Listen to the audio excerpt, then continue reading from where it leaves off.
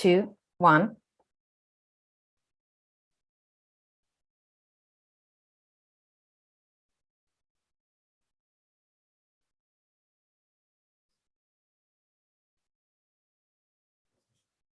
Hello, everyone. I'm Emily Pierini. I'm a Marie Curie Fellow in Anthropology at Sapienza University of Rome. I'm visiting professor at the Universidade Federal de Santa Catarina in Brazil.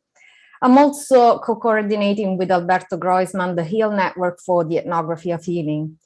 So thank you for joining us today for our workshop, Trance and Healing in Visual Ethnography, Referentiality, Ethical Issues, and Assemblage. We have two fantastic speakers with us today, Roger Canals, who will be discussing his film, A Goddess in Motion, Maria Leonza in Barcelona, and Ana Stela Cunha, presenting on Caboclos Nkisis, a territorialidade Bantu no Brasil e in Cuba. The workshop is organized by the HEAL Network for the Ethnography of Healing and my Marie Curie Global Fellowship, the Trance, Transnational Healing, Therapeutic Trajectories in Spiritual Trance, in partnership between Sapienza University of Rome, Universidade Federal de Santa Catarina, and Oxford.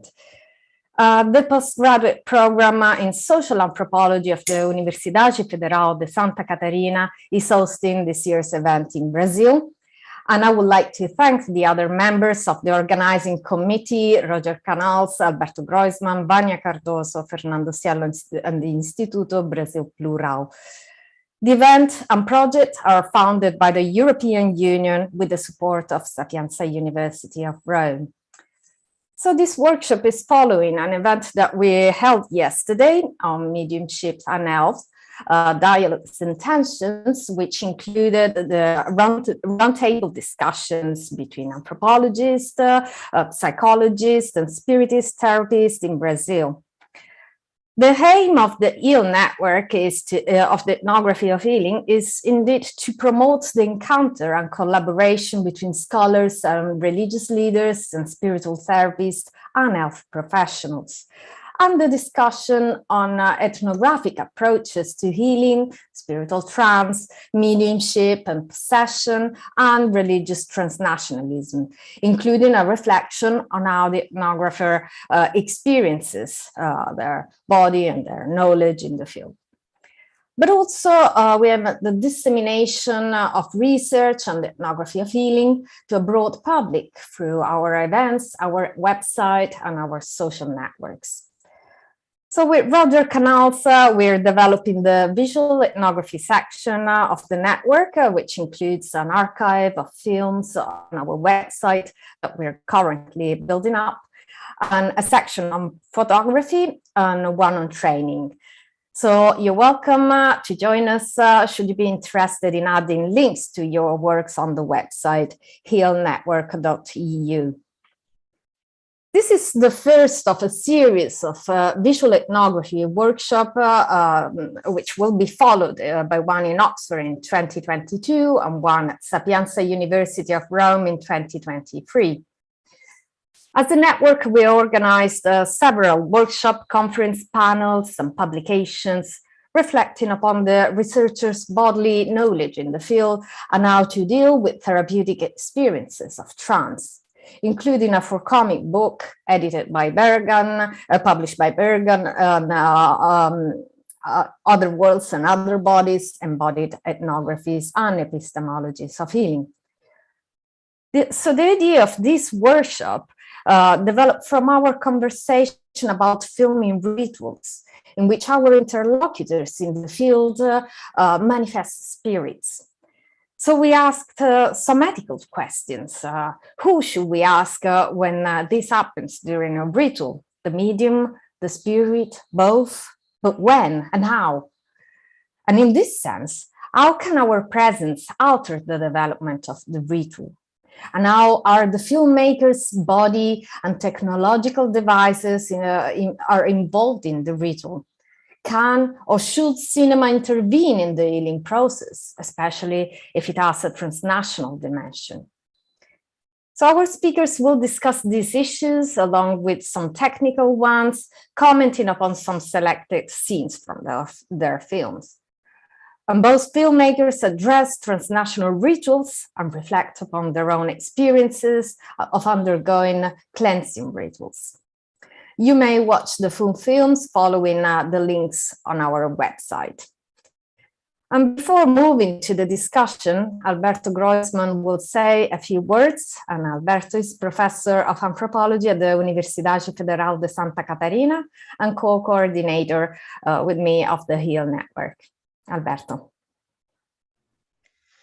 Good morning, good afternoon, good night, good evening. I'm sorry, my rusty English. But I will try to say a few words about the session of today. Yesterday we touched some issues, a few issues that are, let's say, stimulating our dialogue. And one is instability, and another one is a world in trance. It's not just the mediumship trance that is in play nowadays. The world is in trance. So as an anthropologist, I think that anthropology is in trance also. So I think that what I would call the ethno-audiovisuality as a way to communicate research and thinking about things that we are researching on is very synthetical of some of the words we use to entitle these sessions. One is communicability, and the other is tensions. We can see when we watch ethnography visual work, that for to produce this audiovisual works, our filmmakers that are talking today may have had many tensions to resolve, and many situations in which communicability was in play. So I think that I am very excited to listen our the contributions of our invited, and so a good session for us. Thank you, Alberto. So now I'm happy to introduce to you our first speaker, Roger Canals, who will present on his film A Goddess in Motion, Maria Leonza in Barcelona. Roger is the advisor for the visual ethnography section of the HEAL network. He is associate professor at the University of Barcelona, specialist in visual anthropology and Afro-American religions. He holds a PhD from the École des Hautes Études in Paris. He is the PI of the ERC Consolidator Grant Visual Trust, Reliability and Accountability and Forgery in Scientific, Religious and Social Images. He has made several ethnographic films, internationally awarded, most of them on religiosity and visual culture. His last film, Chasing Shadows, was made in collaboration with Ramon Serró and Mariana Temudo. And besides the film he will be discussing today, he also published with Bergam a book, A Goddess in Motion, Visual Creativity in the Cult of Maria Leonza. So, Roger? Thank you very much, Emily. Thank you, Alberto, and hello to everyone. Wherever you are, because we are all in different places around the world, which is great. Although I hope I can see you as well face to face at some point. Anyway, I would like to share with you some some thoughts about the film A Goddess in Motion, Maria Leonza in Barcelona. This film forms part of a broader research on the cult of Maria Leonza that I have been conducting for the last 15 years. Now this research is concluded, at least for a certain time. And this research has given birth to a multiplicity of outcomes that I see as interconnected. Films, articles, an exhibition in Barcelona, a book, as Emily was mentioning. But today I would like to focus on one of the main films of this long project, which is A Goddess in Motion. So I would like to share with you my screen, and I hope it will work. Yes. Let me see. Okay.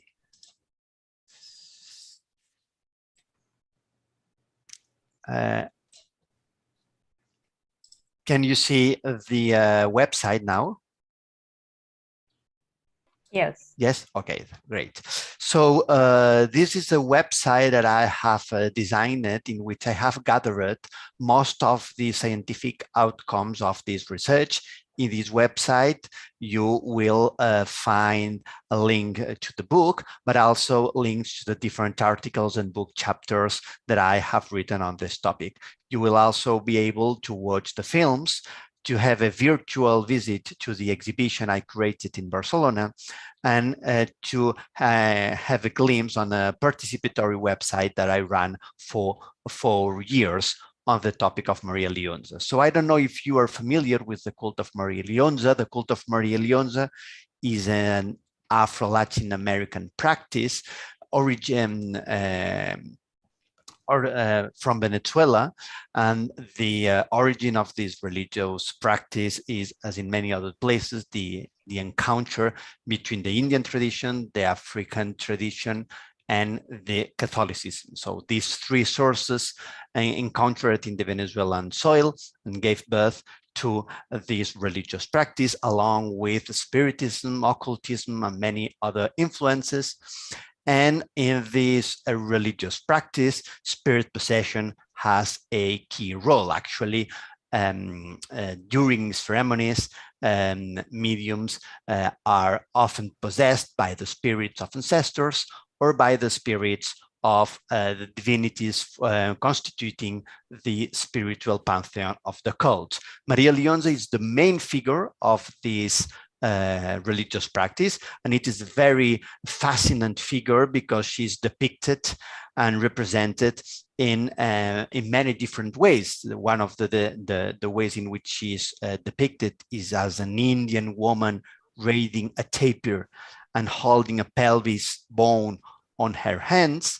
But we may also find Maria Leonza, for example, as a queen with white skin or mixed race skin, sorry. And occasionally we can find representations of this goddess as a Black woman. So the film A Goddess in Motion, Maria Leonza in Barcelona, was made thanks to a fellowship from the Werner Grant Foundation in New York, and with the production of Jordi Eurovich Produccions in Barcelona. So this film is, let's say, the second part of my first film on this topic, which is The Many Faces of a Venezuelan Goddess. The Many Faces of a Venezuelan Goddess explored the practice of the cult of Maria Leonza in Venezuela, whereas A Goddess in Motion focuses on the practice of this cult in Barcelona. So for me, this second film was very special because it was like turning the camera to myself and trying to find in my home what I had tried to see in Venezuela 10 years before. So it was a very interesting and very challenging possibility for reflecting upon, I mean, the nature of anthropology, the difference between center and periphery, the relation between home and elsewhere, and to use cinema as a way of exploring how healing rituals within this Afro-American cult adapt into a new cultural and social setting. So I conceived this film as an essay. So what does it mean, a filmic essay?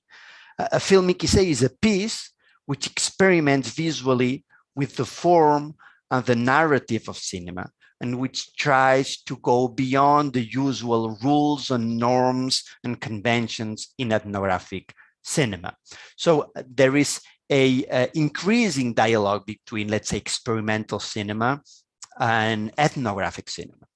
If the idea is that we only can say different things if we try to say them differently. So if we experiment with the ways in which we film, but also in the ways we edit, the relationship between image and sound, and even colors.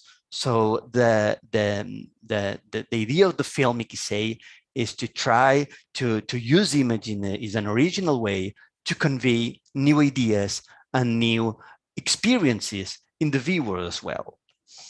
And I see, and this will be, I mean, one of the main aspects of my short presentation here, a analogy with the healing process, with the act of healing. No?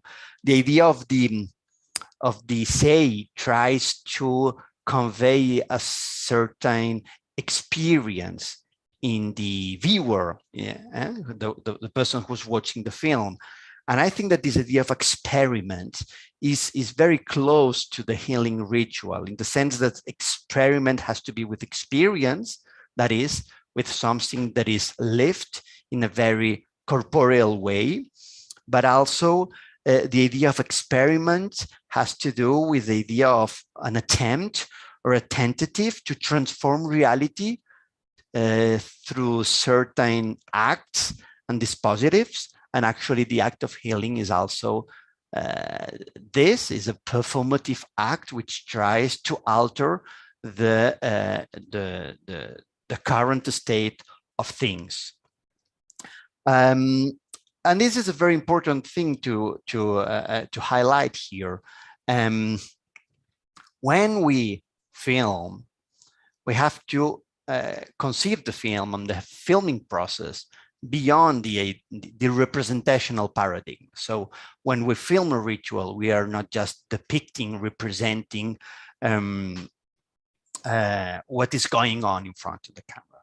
In a way, the camera and our presence belongs or forms part of the ritual we are filming, and is part of the movement in a kind of filmic choreography in which we are involved. And we have to be very aware of that. And this is not a problem, as the objective paradigm of ethnographic cinema used to say. I mean, this permits us to have a deeper understanding of the healing ritual. And it gives us the opportunity to say, okay, I don't have to register in the most objective way what's going on, but I can use cinema not only to better understand what's going on, but in a relational perspective to create a deeper relationship with those participants in the film. And why not to use cinema for experimenting in methodological terms? For example, a experience that I conducted in different occasions during my research was, for example, to film a ritual in which the spirits descend into the body of the medium, and then to the day after to show these images to the medium and to let him or her comment on the images while he or she was possessed. And it might be a very interesting experience to develop this kind of video elicitation experiments. So what I want to say with all this is that, I mean, the notion of experiment, of experimenting, that is triggering a set of events without knowing exactly what's going, how it is going to end. The idea of experimenting with the bodies and to try to alter things is common to most of the cinematic tradition and ethnographic cinema in particular, but also is part of any ritual of healing. But I would like now to focus on three different aspects of the film A Goddess in Motion in Barcelona film, which is in open access, by the way, so you can watch it and share it with your colleagues or the students if you wish.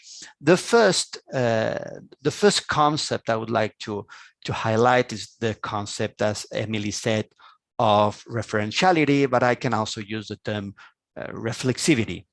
What is reflexivity in this sense? Reflexivity is the explicitation of the connection between the product, that is the film, the process of production, that is the way in which the film has been made, and the agents involved in the process of production. So for example, the filmmaker, but also the participants appearing on the screen.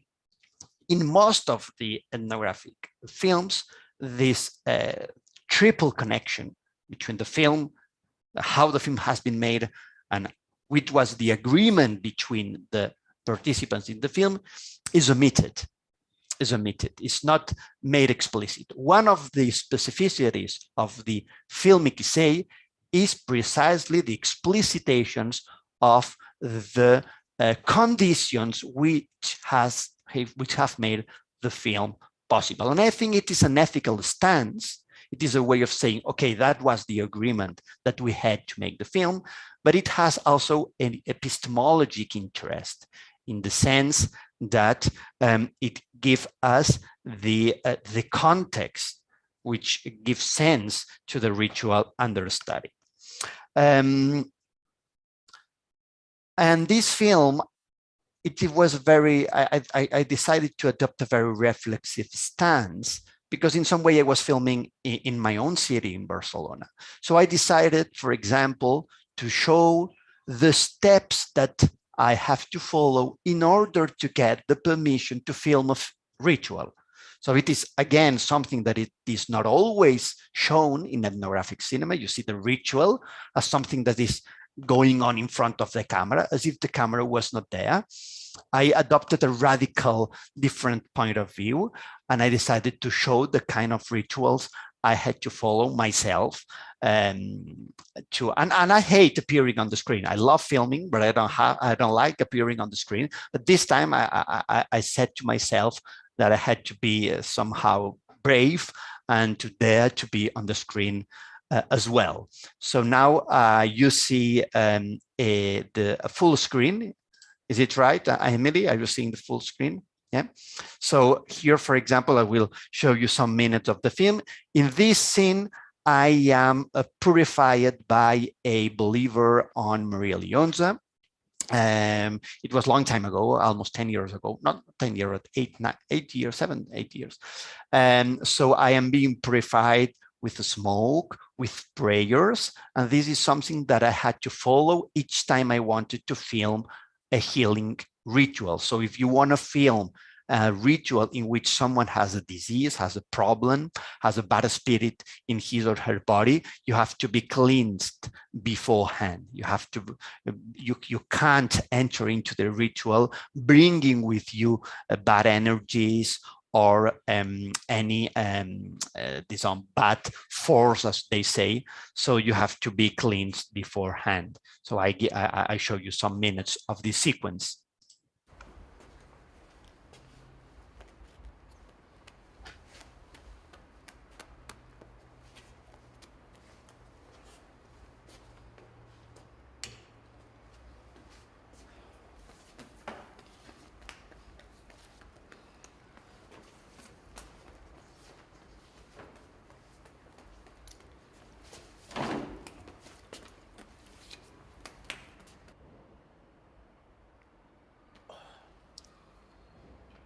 Que sale el tabaco, que es un momento de un poco de nervios y de estrés. Sí, aquí sale, mira.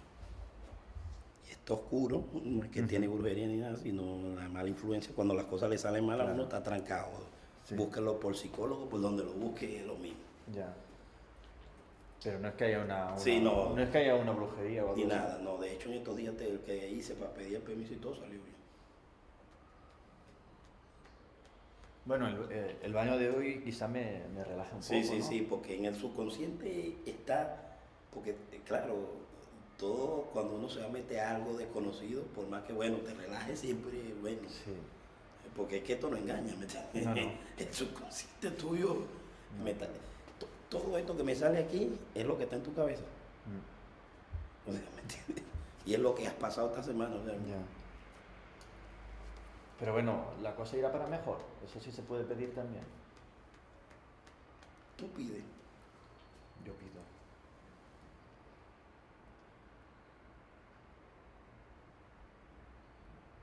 Pero fíjate, te vas relajando y se va mejorando, eso va.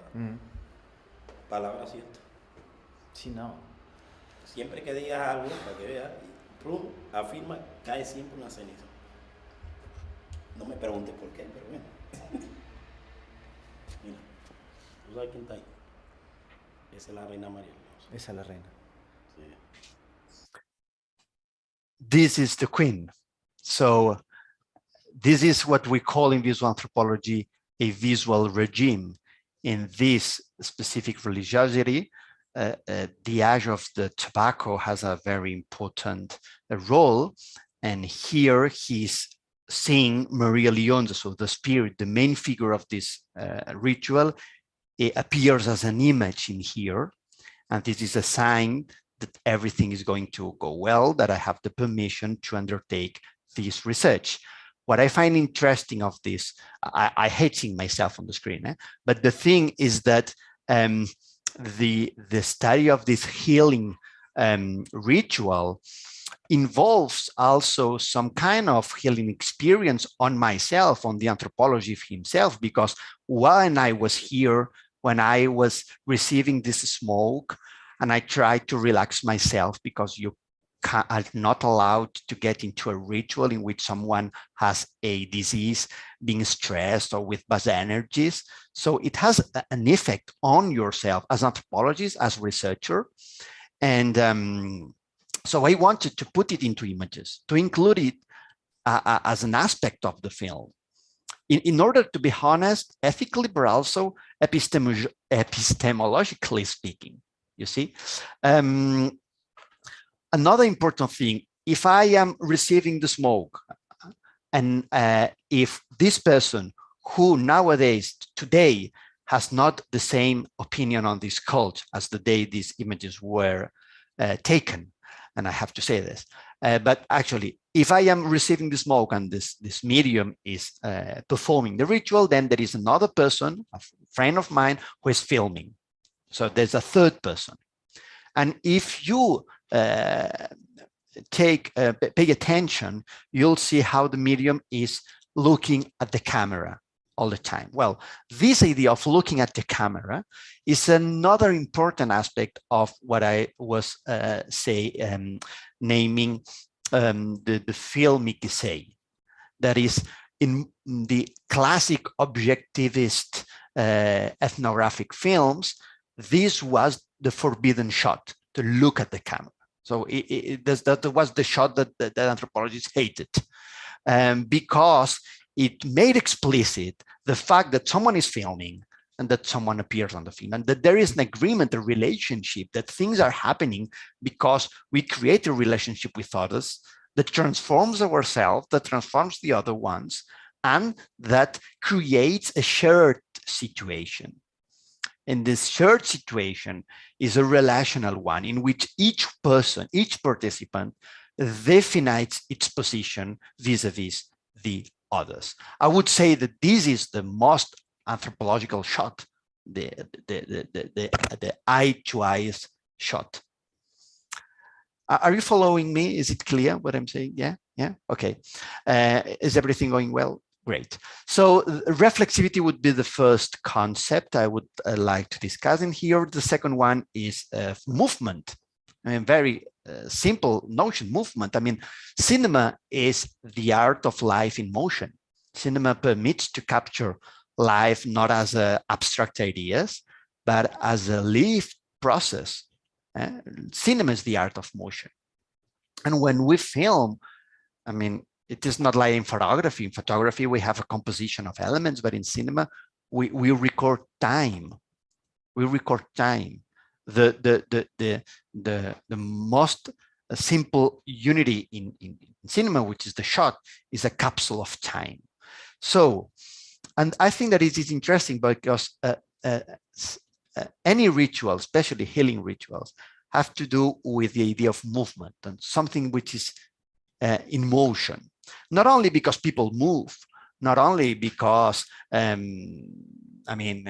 because time goes, time passes, because there is a movement of substances, there is a movement of objects, there is a movement of states, there is a movement of spirits, there is a movement in terms of definition of each person involved in the ritual.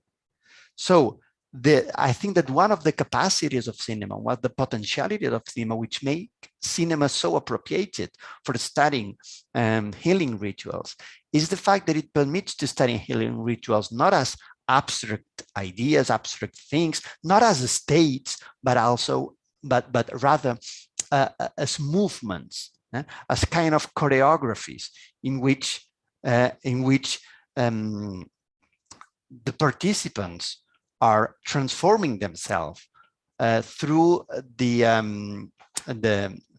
through a wide range of strategies, including spirit possession, healing techniques, therapeutic images, and so on. I would like to show you in this regard a sequence of this film. At the end of the film is a rather long sequence, but I have just selected some minutes. And this is a healing ritual in Barcelona that I filmed some years ago. And the patient has received a mal de ojo. Mal de ojo is nevil eye. So someone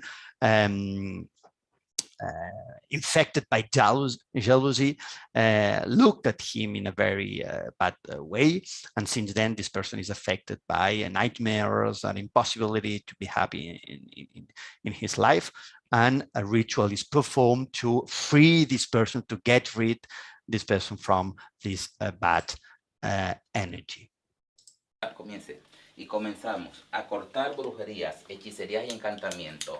Con el nombre que lo bautizaron, con ese nombre reventamos brujería, hechicería y encantamiento de su cuerpo, porque sale y sale de su mente, de su cerebro, de su corazón, de sus pulmones, de sus riñones, de su estómago, de sus manos, de sus brazos, de sus piernas y de sus pies. Si alguna persona malintencionada usó su nombre para dañárselo, sea mujer o sea hombre, blancos o negros, lejos o cerca, encarnado o desencarnado, altos o bajos, gordos o flacos, desaparece de tus caminos como desaparece de tu cuerpo. Como desaparece de tu cuerpo toda energía negativa, toda brujería y toda hechicería, cortando a raíz en esta santa hora desaparece.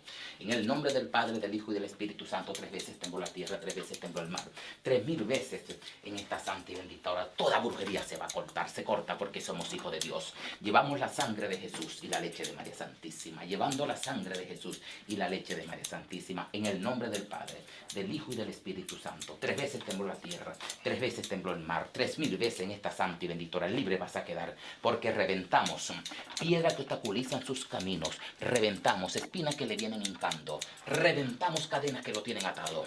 No habrá perro rabioso que le quiera morder, ni gato salvaje que le quiera morder, mucho menos serpiente venenosa que se le quieran acercar. No podrán, porque yo le trabajo con la Santísima Trinidad y el gran poder de Dios, haciéndole el triángulo de protección, cortando de la cabeza a los pies, de los pies a la cabeza, en el nombre del Padre, del Hijo y del Espíritu Santo. 3 veces tembló la tierra, 3 veces tembló el mar, 3000 veces en esta santa y bendita hora, conjuro y conjuro en esta santa y bendita hora, este santo cuerpo, también lanzando al mar enemigos en esta santa y bendita hora, cortando en el nombre de Dios Todopoderoso, por la izquierda, por la derecha, por delante y por detrás. Libre vas a quedar en el nombre de Dios Todopoderoso, en el nombre del Padre, en el nombre del Padre, del Hijo y del Espíritu Santo.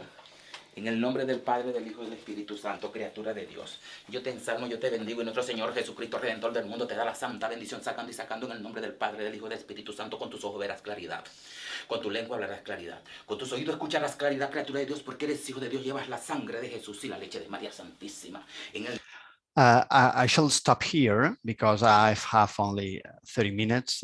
You can watch the whole film, and I will be very happy to respond to your questions during this seminar or whenever you want. You are free to send me emails. But I would like to highlight here the fact that they are always in movement, as if you see, they are always moving around the patient. And it's like a sort of choreography. I like this term. They are moving all the time. They are moving, they are speaking very rapidly. They are extremely gifted in doing so. And they are using sounds as well, the sound of scissors, for example. So it is something sonic. We have to deal with texture. We have to deal with arms, with body, with movement. And all these aspects of the healing ritual are very different to convey solely through written words. Cinema is very appropriate to capture this sort of cinetic dimension of healing rituals. And the idea here is that I think that if they are always moving, is not only because they are nervous or because they want to seem very dynamic. It is because this kind of ritual has to do with the idea of movement, with altering, with moving everything around, with changing the states, with creating some wine. For example, the idea of wine is very important in all rituals, especially in this one. You have to create wine. It has to move. I mean, it has to be movement in order to make things change. And this is the performative idea of ritual, which has to alter reality by acting on it. And I would say that this is part of the cinema itself. I mean, when we film, we are not just depicting, representing, recording what is going on, but our presence in a way transforms or intervenes. Then we have to discuss in which degree on what is going on. And this is a post-representationalist conception of cinema. So the idea of movement is key. And then the third one, and I will bring this presentation to an end later on, which is the idea of transnationality, which is one of the key aspects you are discussing in this, in the Healing Network and in Emily's project as well. So how can we cinematographically show, convey the transnational dimension of rituals nowadays? And I think that cinema is, again, very well equipped for doing so. Ethnographic cinema, the debates around ethnographic cinema have mainly focused on the shooting process, the fact of being there. And I'm shooting, I'm recording what it's going on, the ethical implications it has, and the methodological problems. The fact, for example, when I film a ritual like this one, I know that I can't be between the patient and the altar. I know that I can't be there, and I can't have a frontal shot of the patient because I can't stop the flow between the altar and the patient. Well, this is something that you have to know when you film in this context. And it's interesting to know why I can't be in this spot. Okay, but the shooting process is just half of the story. The other half of the story is the editing process. And in the editing room, it is there where we build the sense, the meaning of the film by creating associations between different images that have been shot in different moments of time and in different places. So in this filmic essay, I, along with the editor of the film, try to convey this idea of the transnational dimension of the cult of Maria Leonza by using the strategy, which is not very new, of the split screen. So, for example, minute 12:40 in this here, this person starts playing drums in a very quiet way because he doesn't want to bother the neighbors, of course, because we are in a flat in Barcelona. And then I showed the difference between Barcelona and Venezuela, where they feel much more free.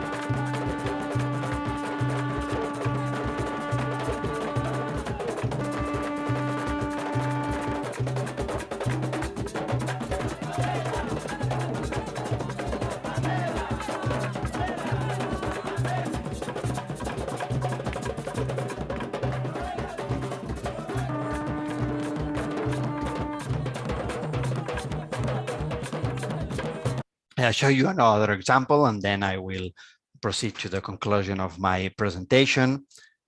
In minute 1 hour, in the same ritual, healing ritual I was showing, this person has to undergo a ritual technique which consists in putting a blanket on his body, and it represents somehow that the ancient person is dying somehow, and that a renewed person is arising. And I had witnessed the same ritual technique in Puerto Rico and Venezuela, and so I tried to again to use the idea of the multiple screen to show continuities and discontinuities, and also I put my own voice. There is a long debate in ethnographic cinema about voiceover. Voiceover has been very criticized, with reason, because sometimes it's very authoritative, but there are different ways of using voiceover. Of course, there is a voiceover that tries to explain what the images show, thus reducing the strength of images.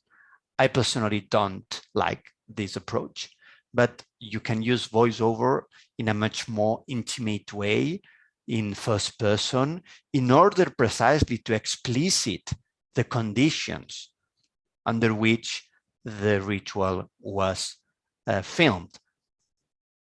And it is exactly what I did here. De los siglos, amén. Levantemos el corazón, lo tenemos levantado. No vaya a abrir los ojos. Vas a pedir con tus ojos cerrados. Vas a abrir tus ojos para ver todo lo que vas a pedir. Con tus ojos cerrados tú pides y luego los abres para ver todo lo que estás pidiendo.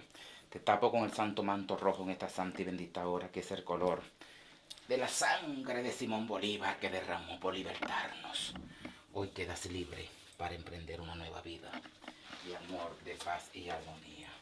En el nombre del Padre, del Hijo y del Espíritu Santo, aquí tenéis la luz. ¿Es la luz que iluminará tu entendimiento? Sí, es la luz de la verdad. Aquí tenéis la luz. Es la luz que iluminará tus caminos por donde vas a pasar, para que no vuelvas a tropezar. No volverás a tropezar. No volverás a tropezar. Aquí del que es tracta és de morir. Morir per tornar a néixer com un altre, per esdevenir altre. És una tècnica ritual que havia vist moltes vegades a Venezuela i a Puerto Rico, i que tornava a veure aquí, a Barcelona. Endinsar-se en la nit per veure després, amb altres ulls, la llum del dia. Sufrido de poder en el nombre de nuestro Señor Jesucristo, abra sus ojos para que vea con claridad a partir de hoy todo lo que ha pedido. Siéntese. Te levantas en el nombre de Dios Todopoderoso, dejando el pasado atrás. You leave the past behind. And this is the idea, and you see what's going on. So there is an analogy of the fact that cinema allows you to see, and that the ritual allows you to see as well something new, something that you didn't know before the ritual. So it is time for me to close my intervention. It's I think I try to convey the idea that cinema is as a technique, as a language, is very powerful for depicting the transnational dimension of healing rituals, the movements, the place that the ethnographer has in these rituals, to convey to the audience a corporal experience as well, not only, let's say, a conceptual one. But I think that we can go even further, and I would like to go back to the idea of performativity that I explained at the beginning of my presentations. So images, in a way, images can heal, and this is an idea that Emily and I have discussed. Images can heal. The images of the ritual are images that helps the medium to heal people. So if we can say images can heal in the sense that they can alter what's going on, they can have a key role in this kind of rituals, and that also the images that we make in these places take part in the ritual, but also these images can heal in the sense that they can have an effect on the viewers as well. They can allow the viewers to think on therapeutic processes in another way. They can broaden our understandings of healing rituals. So in this way, images of healing are images that may intervene into the healing process in a very direct, performative, and strong way, and being of benefit for not only those who appear in the film, but also for those who watch it. Thank you very much.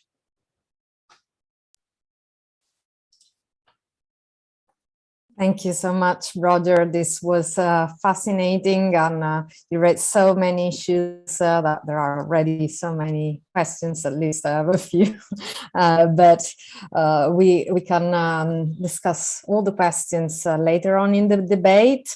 And I will move to the next speaker. And our next speaker is Ana Stela Cunha, who will be presenting on Caboclos Nkisis, a territorialidade Bantu no Brasil and Cuba. Ana Stela is an associate researcher at the Centro em Rede de Investigação em Antropologia, CRIA, the Universidade Nova de Lisboa, and adjunct professor at the Federal University of Maranhão. A PhD in African linguistics from the University of São Paulo, and postdoc in social anthropology from CRIA. She worked on notions of healing and spell in the Bakongo Society, Mayombe Forest, Congo, Angola, and in the diaspora in Cuba and Brazil. She lived most of her life between Cuba, Maranhão, Congo, Angola, and she's been making ethnographic films since 2010. Ana Stela.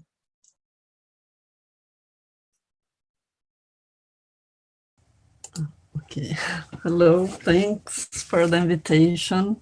I will try to talk in English. I will try. I will present today, it's as Roger said, my research too is part of a broader research. So I will present here a part of this triangle between, I had divided my life between Cuba, Brazil, and Brazilian, but I lived part of my life in Maranhão, in Amazonia, and Congo, Angola, and in Portugal too. So I will try to do the connections between these spaces as an anthropologist, but as a religious person too, because it's very difficult to search this equilibrium. And I will try to show here how my personal life taught my career, and the opposite too. Maybe sometimes it's more frequently. And Caboclos Nkisis, was a project that I finished in 2015 or 16, I don't know. And we had two book.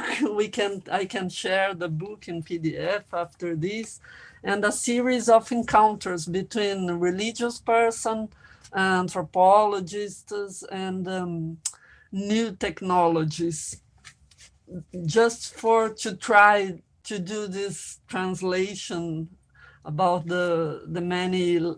I will call these languages. How can we anthropologists can translate this knowledge, this new knowledge for us?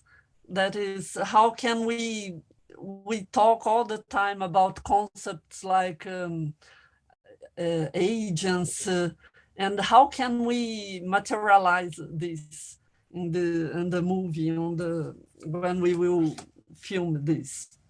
So this project was focused we focused our attention on religion, identity, movement, cultural heritage in the well-known Atlantic space. Creatively rethinking the theories of diaspora and exploring the concepts that guided our work. And it was a multidisciplinary focus, and we are guided by an empirical ethnography methodology. we are trying to know and explore meaningful stories in their cultural and religious manifestations.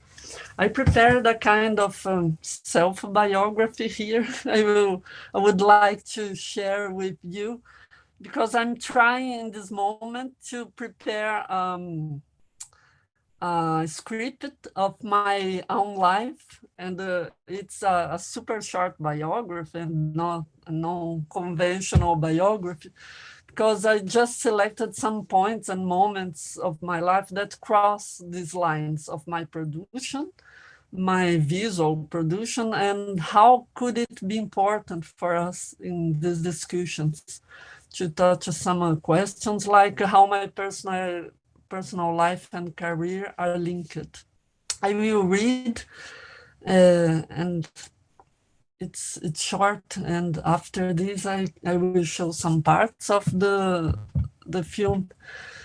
I was born on a Wednesday, and I learned from Lydia Cabrera's readings, but also from the almost daily visits to religious houses in Cuba, that this is the day of Babaluaye, San Lázaro, on the Orisha of diseases and illnesses, but also of spells. The Orisha who always walks next to Osai, Patayansa, Patipolo, and many among others.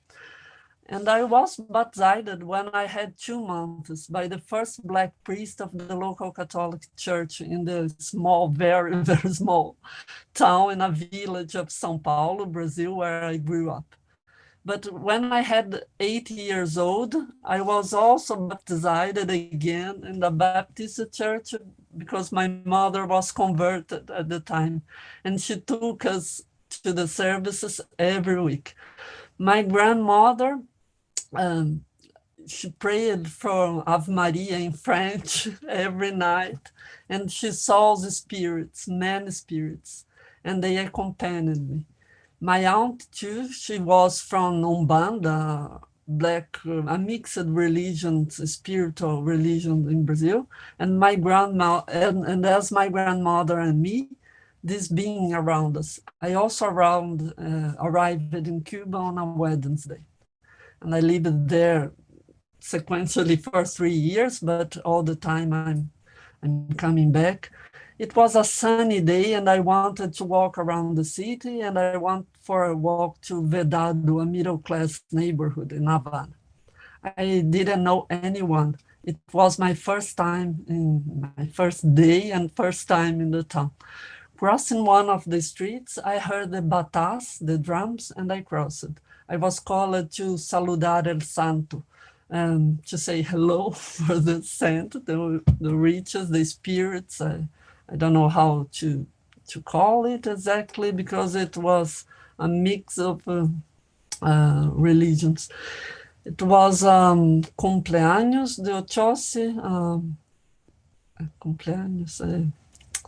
They taught me how to do it. I laid my heart on the ground, I received a tobacco. And a few months later, when I saw my destiny through the divinatory system in Ifá, when I consulted it through the Babalaos, it was verified that I read intuited. My Orisha of head, it means my spiritual guide, was Ochosi. And while I still at the university in 94 or 95, I remember clearly that I have a dream with Ochosi, and she told me clearly that I should build myself a necklace with green and blues beads. I remember that for over 2 years I wore this necklace made by me, and the day it broke, my heart broke too. I did not attend, I never was in candomblés in my childhood, but this is part of my ontology as a Brazilian. And in Maranhão, in the Amazon, where I lived many years, I frequented the pajés, tambor de mina, and I attended these places for 23 years. When I went to Cuba in 2006, I was initiated in Regla Conga, it's called Regla Conga. it's not a santeria. And it wasn't just a curiosity, it was necessary for me because my health was fragile. When I had 6 years old, I was diagnosed with a very rare syndrome which affects the entire connective tissue, and that includes the heart. And I've been operated for different reasons, trying to fix myself and accelerate this degenerative process of this syndrome causes. Since I was a child, I heard many times from the allopathian medicines that I could not have babies. I have damage, mentally damage, and I will die when I arrive at about the 40 years. This data was a milestone for me because it constituted a good part of all my imagination about life, happiness, bonds, and so I took over the anthropology and its tools to try to understand this universe.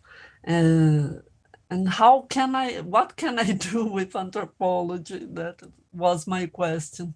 In the beginning, I only used the writing. I tried just to write. It's the more common for us, but I used writing as a way to access the other side.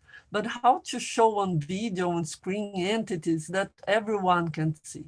How to make in a didactic way that the evident agents for some, like drums, stones, maracas, and the beans, read as inanimate for someone, can be seen as alive.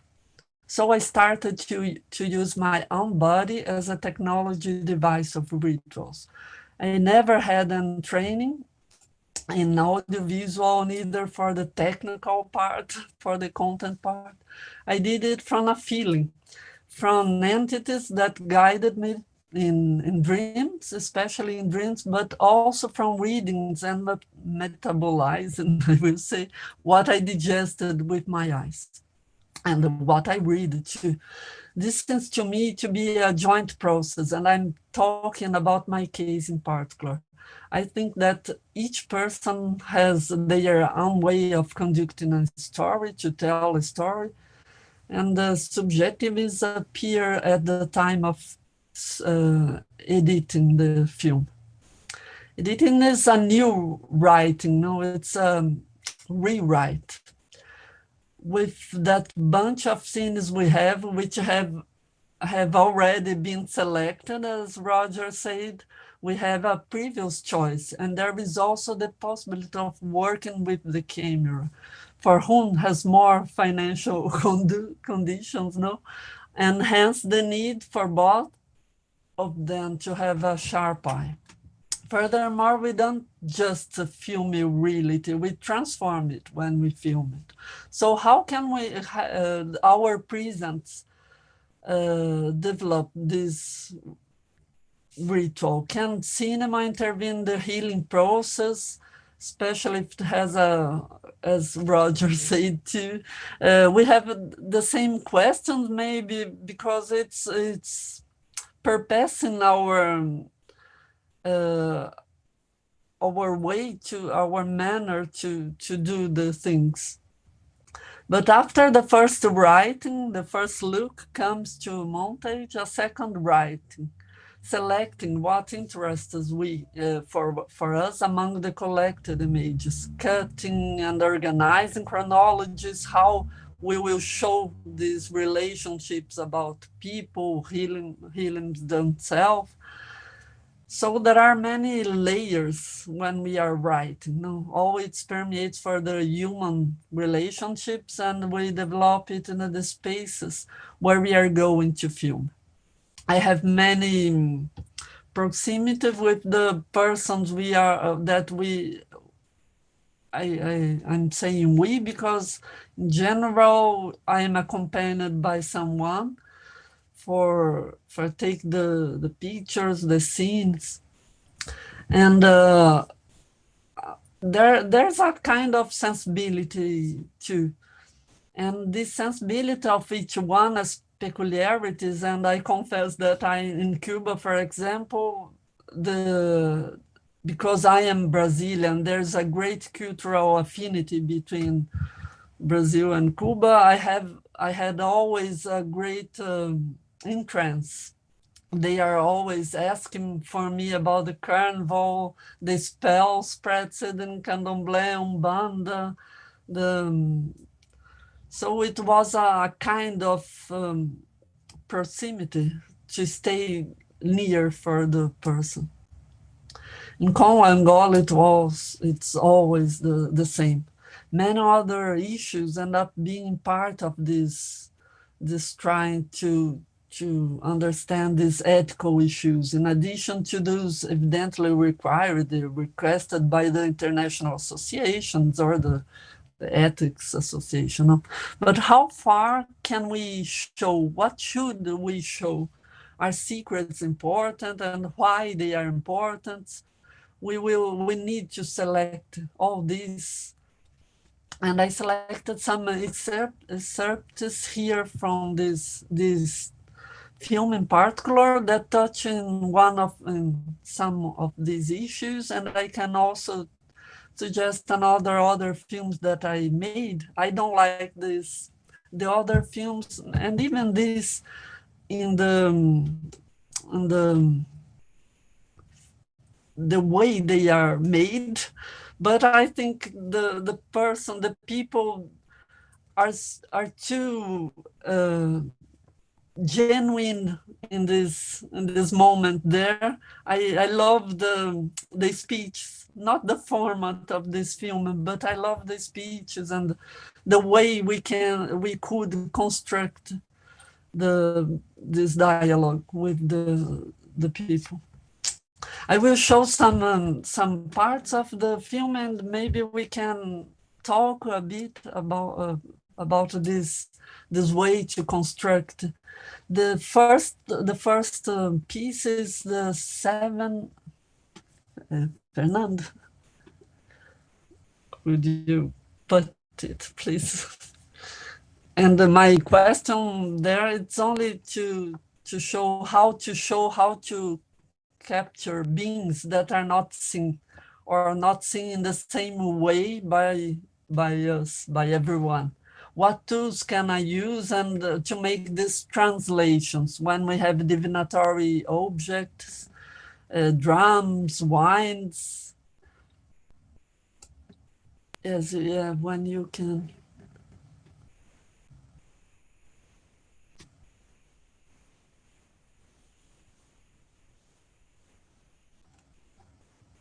Hello, is it showing already? Yes. Yes.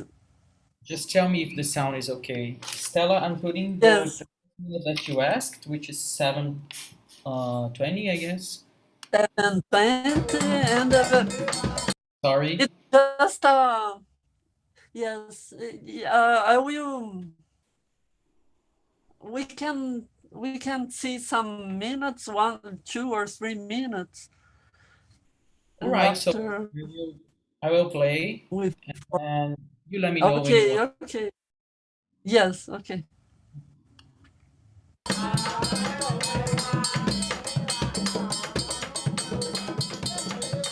He utilizado el palo porque entiendo que el palo es una religión que tiene antídoto para todo. Todo se resuelve en el palo. Porque no se deja ver la cara. Es que parece que lo enterraron, parece que con algo tapaba la cara. Vamos a ver, si quiere mira para acá, no tiene problema. Mira no, ya te puedes mirar. A ver si tú te permites que tú puedas ver algo en la botella.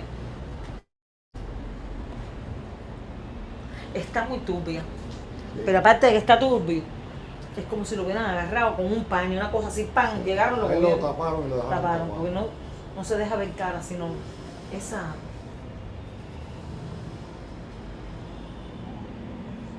Ponlo ahí paradito así, para que hasta que vaya. No, espérate, para que él me hable. Dame el banquito para acá. Dame el banquito para acá. Vamos. Vamos que ahora vamos a conversar. Ayer te hablé que si ustedes tenían la propiedad de la casa. Yes, Fernando, you can. Dice ese espíritu que a él lo enviaron. It's just to show it's very elucidative, because they are saying I can't see the face of the spirit. No one can see the face, and how can we translate when just some person can see one thing, one spirit or one feeling? How can we translate it on the camera? How can we capture this? The drum, the wind. In the report of one of the interviews, she says that the manifestations will take place in her own body. Through pain, fever, it's very frequent to say.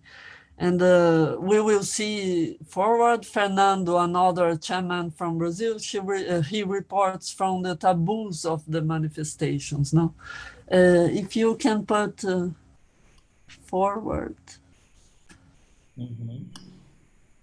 Yes, just a minute. Una congregación. Here or a bit before? Before, maybe. Just a minute before.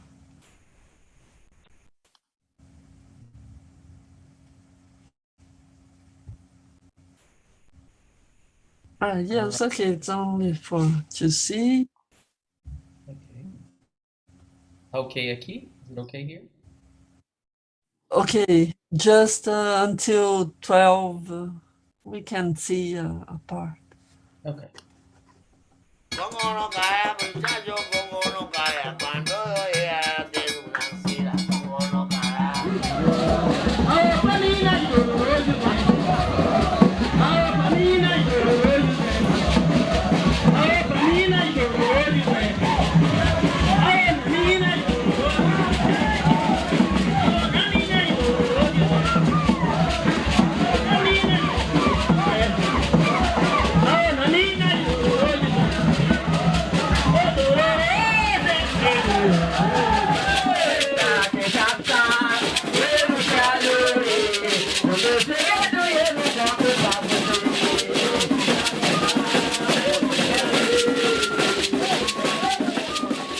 Pienso que toda persona que nace en el mundo nace con un guía, un protector, su cordón espiritual.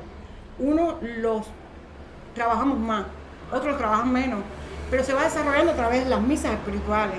Se va trabajando a través de llamar al muerto, de tener una comunicación directa con el muerto a través de una bóveda espiritual, donde se pone la cruz, se le ponen flores, se le leen sus oraciones. Ese espíritu se va identificando con la persona. Se va identificando porque si tú estás llamando a alguien que está contigo, que tú no lo ves, pero no lo ves hasta el momento que puedas desarrollarlo, porque después viene a ti y te dice, yo soy fulano de tal. Con permiso a la mesa, Tata.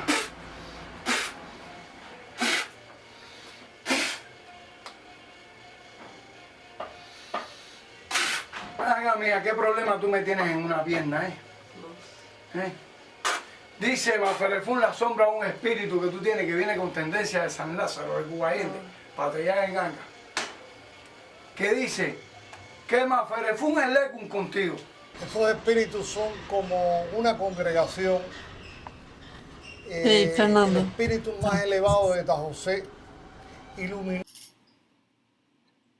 It's only to show some issues or some questions, no? Like we heard there, he's talking about the hierarchies of the spirits, or how can we make this narrative, I will say believable, it's not the word, but credible maybe, or near for the spectator. And at the same time, we have another question about the spiritual development. What can we do so that the body does not suffer from this spirituality, or how to show entities that are not always visible for us. And only on the final part of the video, I chose to assume myself as a neophyte in search of healing. When I was constructing the video, I don't like to show me myself, but at least I decided to be present because I was the reason to stay there. And in the minute 24, please. Okay. I show my active participation as someone who is going to do ethnography, but I will also be healed. How to deal with this double journey, and how far can one area interfere with the other. We finish with these scenes. Okay. Que lo atienden a uno directamente, no tiene que depender de vestimentas especiales, muchos vasos de agua, nada de eso. Me siento un esclavo de la religión. Siento que vine con una misión a la tierra y la cumplo a cabalidad. Como Guinea soy, la buena noche criollo, yo dejo mi hueso allá, yo vengo a hacer caridad, yo dejo mi hueso allá, yo vengo a hacer caridad. Hay un congo lugumí de arara, que cuando llega a plano tierra sacude bien sus collares. Ese congo bueno se está coronando en la tierra, porque es tierra que la vaya, ella está coronando. Que cuando llega a plano tierra sacude bien sus collares. Como conguito de verdad, si tú vas a la tierra cercana. Ayumi, una conga lucumi, una conga lucumi, 7 sayas lucumi. Ayumi, una conga lucumi. Ay, yo la llamo y ahora viene una conga lucumi. Ayumi, una conga lucumi. Ay, 7 potencia africana, una conga lucumi. Ayumi, Redentora te llama buen ser y te llama con amor a la tierra. Ay, yo quisiera ver ese ser cantándole pepo al divino ser. Oye, buen ser, avanza y ven, que coro te llama y te dice ven, ven y buen ser, avanza y ven, que el coro te llama y te dice ven. Oh, venir, protector, oh, venir, seré guía de nuestra misión. Oh, venir, protector a la tierra, ven, qué linda coronación. Y en coronación, van los seres. La luz, la fe, la unión, radia la luz, poder divino, radia la luz para este ser. Oren, oren, oren, oren, oren, hermanos míos, oren, oren a la misión. Dum, dum, dale la vuelta de ingenio. Dum, dum, dum. Only to show how this mix of neophyte and anthropologists are working, and it's as Roger said, it's a complex. When you are on the site, on the spot, it's a complex of sound, smells, and how can you capture this? It's for me, it's my issue, how to show all the complex situation and performance that are happening there. And I have many other, in fact, I was conducted for the anthropology in cause of, because I have my health condition. And in this time I think the music, for example, it's very, very important in this mix, in this complex. I have in this moment another project called the Vibe Voices of Iberia in Black Europe, and the music in the context of faith, it's very important for me. And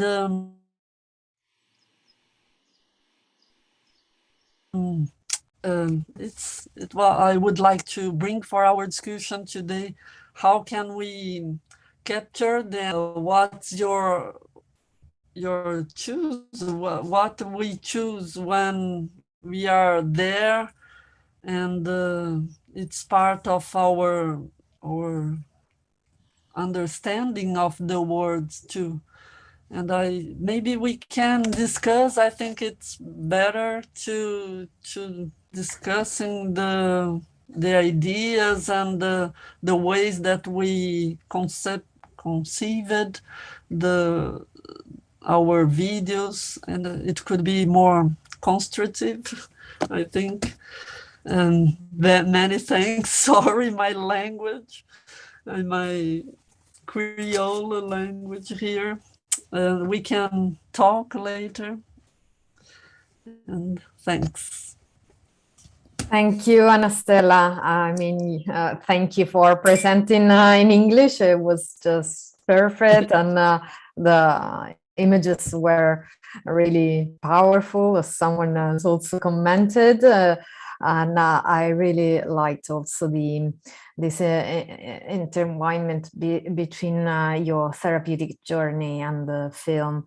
I mean, there is so much to say upon these two films, these two presentations, and all the questions you raised. I will just share a quick comment before opening the floor to the discussion. I mean, this idea of making the invisible visible, especially with substances. Yesterday, we had so many presentations that dealt with the question of substances, how they move through the bodies in trance, these invisible substances that circulate in the ritual space, that connect people somehow, may also affect people, or they may heal people. So in some sense, how will the camera be also affected by these substances? And how can these images, as Roger mentioned, they can heal? And I'm just thinking about Belícios de Jesus' work on the sense of cold presence, how people also watching Santeria's rituals through the screen may also be affected, may also experience the power of these spiritual forces. So this debate, I think it's kind of triggered even more by the pandemic and this kind of online worship, online attendance to rituals. So there are so many questions here, so I open the discussion. You're welcome to raise your hands and then come online and share your thoughts. And for those on YouTube, you can write down your questions in the chat box. Thank you both. So we have Vanya. Thank you for both for sharing your images and for the powerful presentations and discussions of your work. I had a kind of commentary that goes in the same way, kind of the same direction that Emily is bringing up, because both of you referred to some questions that I would call, think of like the classical issues of revolving around visual anthropology, things like what can we show? How do we negotiate the viewing and the showing? How do we position ourselves in relation to all of that? I think those are very important classic questions that are presented on your work. But I think there is, and Roger talks about addressing them in that kind of an experimental way. But I think there's also another question that is very present here, is that of how can we capture in camera what only some people can see, and also only some people are should see or allowed to see. And so it comes to me, like listening to you and seeing your films, you know, how can we capture visually, or how can we share visually the very partiality of vision? You know, how does film engage with that? And Ana Stela mentioned, right as she was ending, the idea of ambiance. And I think that's very interesting to think through. And I was wondering if both of you, Roger mentioned a little bit when relationship to the drumming in the bathroom in an apartment, you know, how sound kind of is played differently. But I was thinking in watching Ana Stela's film, how sound has a main role in your editing, you know, how you cross from place to place and sound carries us. So I was wondering, you know, thinking, Emily talks about substance, and I was thinking about how sound plays into that as well. In this, you know, I'm trying to think of like how to show what we can't see, you know, what kind of showing is that? What does that mean? Thank you. Thank you. And we also had Alberto, Sydney. Alberto? All right.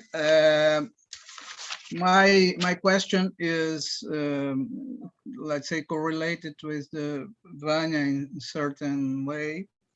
I would like to heuristically separate filming from what I would call cinematching, or filming the act of take the image, and cinematching the act of compose an ethnographic or fictional film to show to the others. So I am separating this to just to ask you about the as Vanya was asking about the substance of filming, obtaining, taking the image, and the conversion for cinematching, doing the, let's say, the selection of image in terms of, I can see in filming the imponderability, the unexpectable, the proximity, and then you convert all these qualities of filming to do the cinematching to a kind of plausibility, palatability of what you want to show to the others. So I would like to also to hear about your experiences of this kind of dilemmas, paradoxes between what is imponderable and amazing in filming to what I can show in cinematching. Okay, I will just take Sydney's question, and then perhaps we can you can answer the first round of questions, and then we can open again for the other questions. Sydney. Unmute.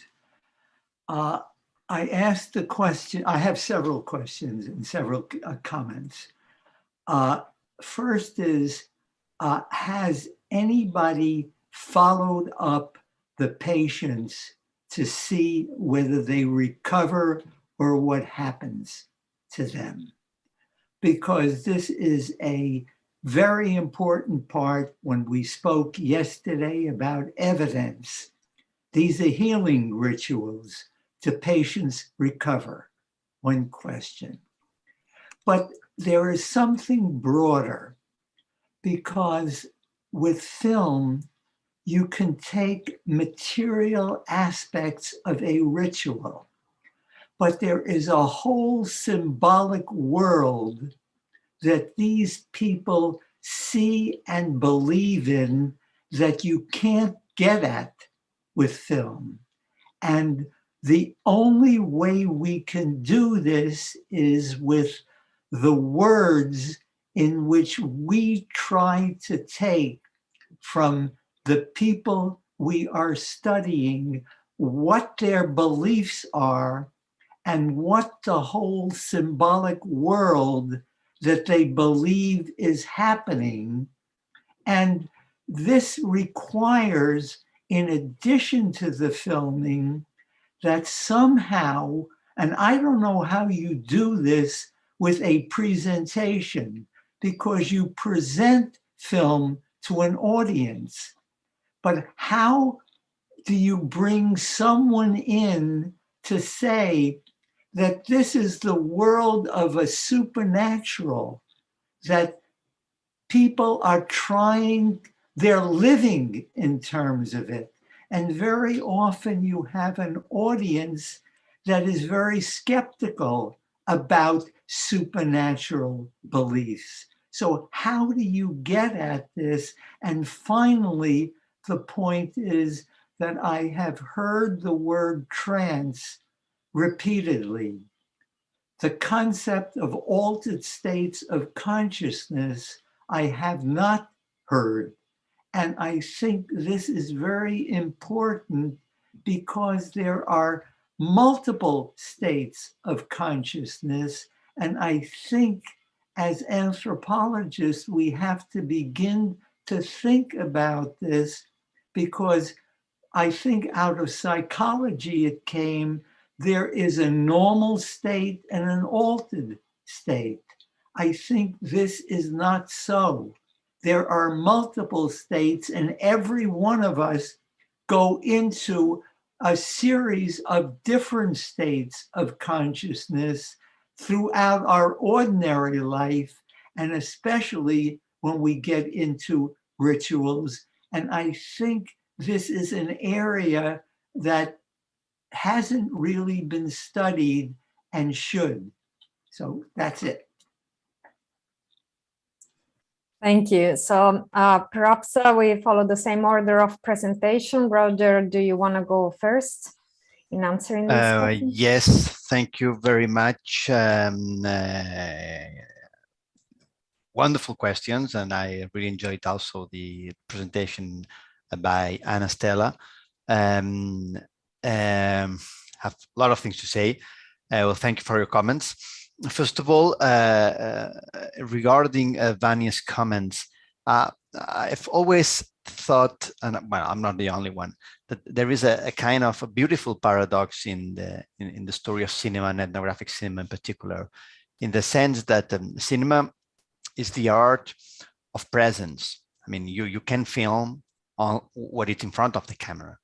If you want to take a photograph of someone, you need this person to be in front of the camera.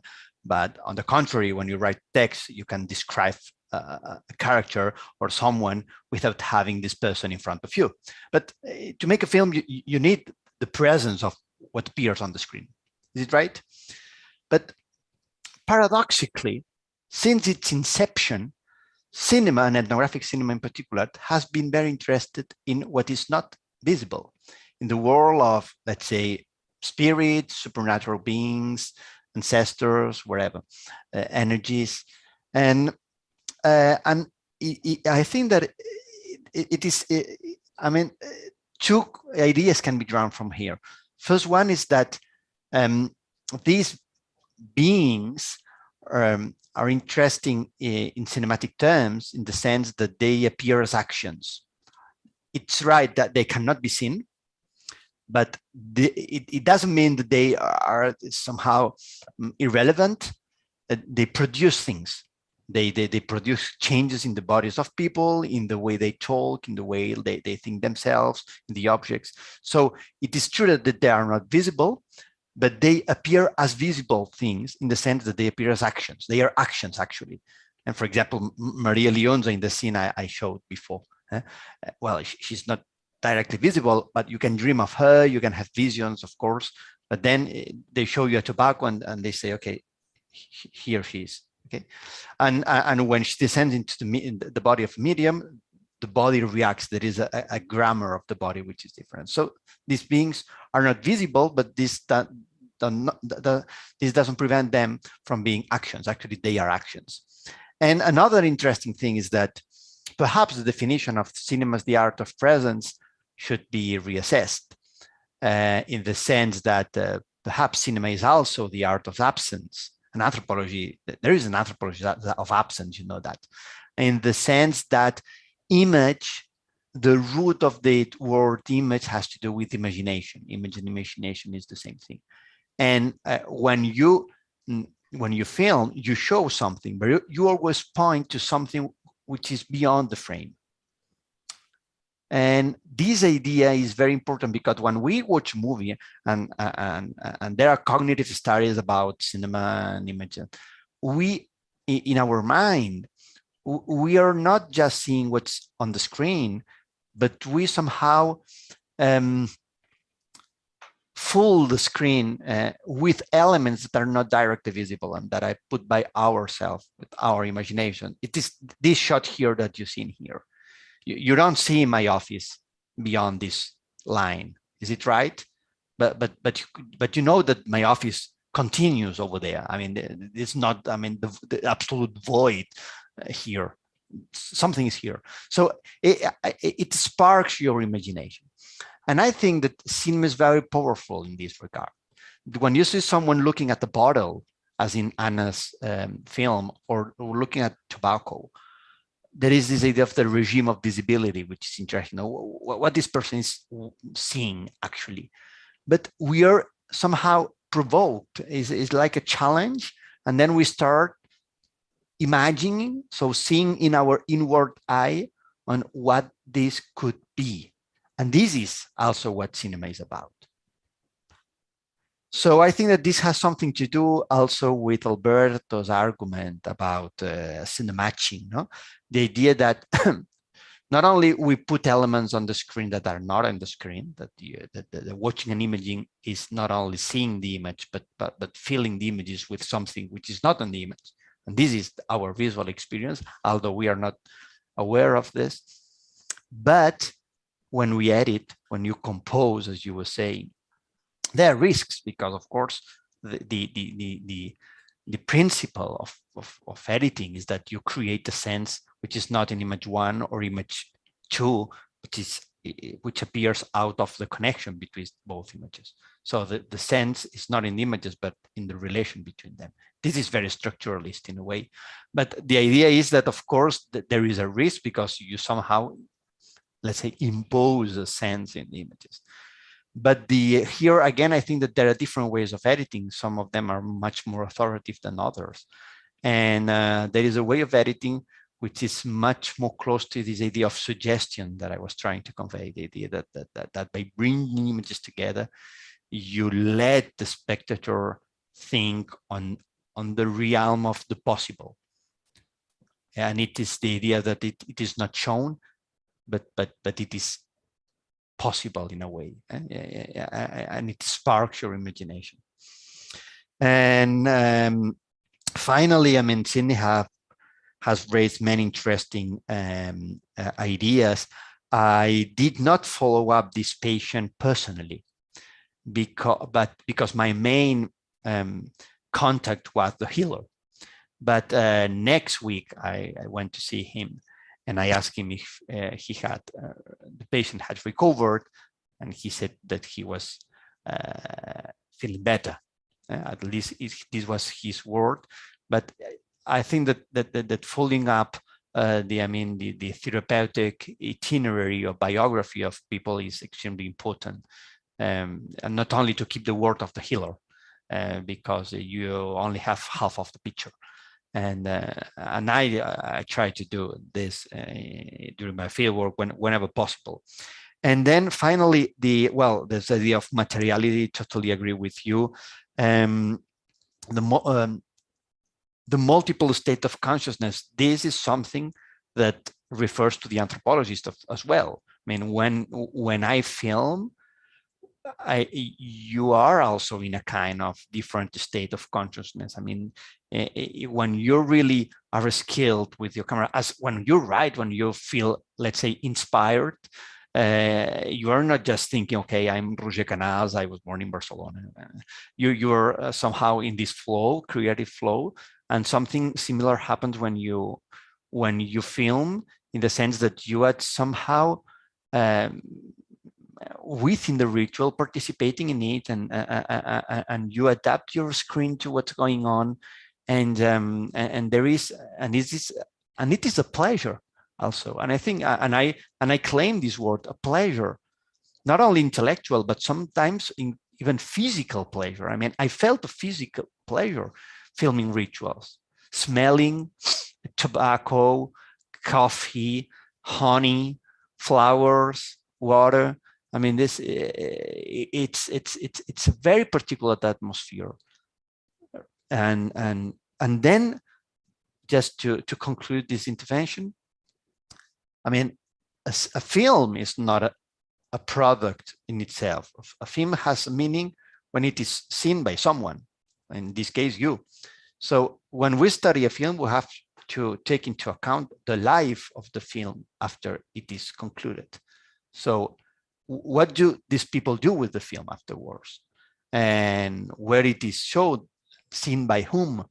And because, for example, then we realize that sometimes the film that we made on healing processes are reappropriated by the people themselves as an example of how to perform a ritual. And then you say, wow, I mean, here, I mean, the classical paradigm of referentiality is completely put upside down. Your film aims at capturing reality, but then reality tries to imitate the film that you have made.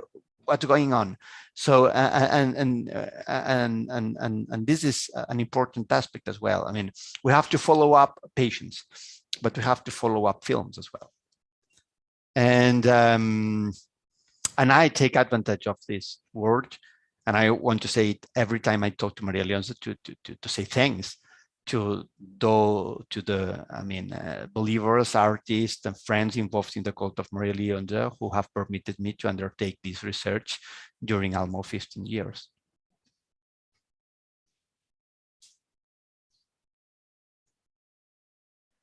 Ana Stela, do you want to reply? I want to reply in Portuguese. May I? I will brief. Acho que sim, vou ser breve para que possa fazer uma tradução sucinta também. Eu acho que os pensamentos estão conectados, né? Porque, na verdade, quando a gente pensa em mostrar... Primeiro, o antropólogo não é missionário, né? Eu acho que a gente não precisa pensar em convencer o nosso público de nada. E é um pouco isso também dessa necessidade quase pessoal, né? De compreender outras formas de ver o mundo e colocá-la numa outra linguagem, que muitas vezes, é claro, é muito mais acessível. No caso de Cuba, não. Em termos de leitura, por exemplo, há uma grande possibilidade. Mas o Brasil, a grande maioria dos religiosos afro-brasileiros são pessoas que não têm acesso à educação formal, né? Então, o trabalho do antropólogo não chega para se discutir e para se dialogar com essas comunidades. Acaba sendo um monólogo. O antropólogo que vai até lá tem a imagem que ele quer ter, né? Ou que ele pode ter, e faz a sua tradução. E eu penso que isso não é o papel da antropologia, né? Eu acho que a antropologia brasileira é muito rica, até justamente porque nós participamos dessa vida ativa política, num sentido bem amplo, de dialogar com os nossos pares, né? Então, acho que um dos papéis da antropologia visual é esse também, né? Entre outros, é também ter um alcance de uma linguagem que nem sempre é como a língua escrita, né? Que é muito elitista, nem sempre chega a todos. Além dela ser muito mais, não só democrática, mas muito mais ampla, né? Nesse sentido também performático, sensorial, só falta o cheiro mesmo para ela dar conta inclusive dessas transnacionalidades, né? Como é que a gente faz isso em certos lugares e como acontece. E qual era a outra pergunta? Sobre seguir o paciente, Ana, desculpa, eu mesma... Se a gente vai traduzir, você não quer traduzir a primeira parte, depois traduz, senão fica muita coisa. Pode ser? Você quer fazer, mas eu faço eu. Pode começar. Posso fazer a primeira parte? Até que conseguir traduzir. Anthropologists are not missionaries. We don't need to convince the public. We'll understand other ways of seeing the world. And in Brazil, in particular, given the lack of education of many participants in these rituals, anthropologists do not often engage their interlocutors with the result of their work, like their films, for example. And Vanya, if you want to continue. She suggests that visual anthropology might be a more democratic language of communication, less elitist in the sense that it is more performatic, and it's also in the sense not only that people can reach the product, but also because it can be more performatic, include more dimensions. Of course, smell is left out, but other dimensions are brought in. And that it's also in a broader sense of a dialogue. It engages in a broader sense of dialogue because images can go places where the written text might not go because of a lower rate of literacy. Cobriu tudo, Ana? Faltou alguma coisa? Ok, acho que é isso. Acho que Roger foi bem. Mas você ia continuar a resposta, eu te interrompi, desculpa, era só para traduzir aí, continua que a gente traduz a segunda parte. Não, desculpa, eu também esqueci, senão não dá conta.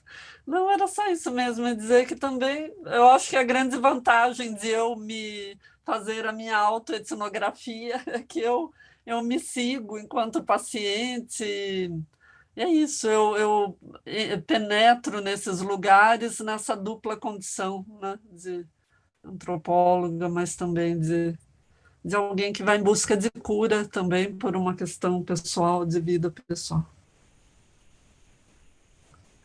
So ethnography helps and facilitate access to these healing spaces, but also it allows her to follow up herself as a patient.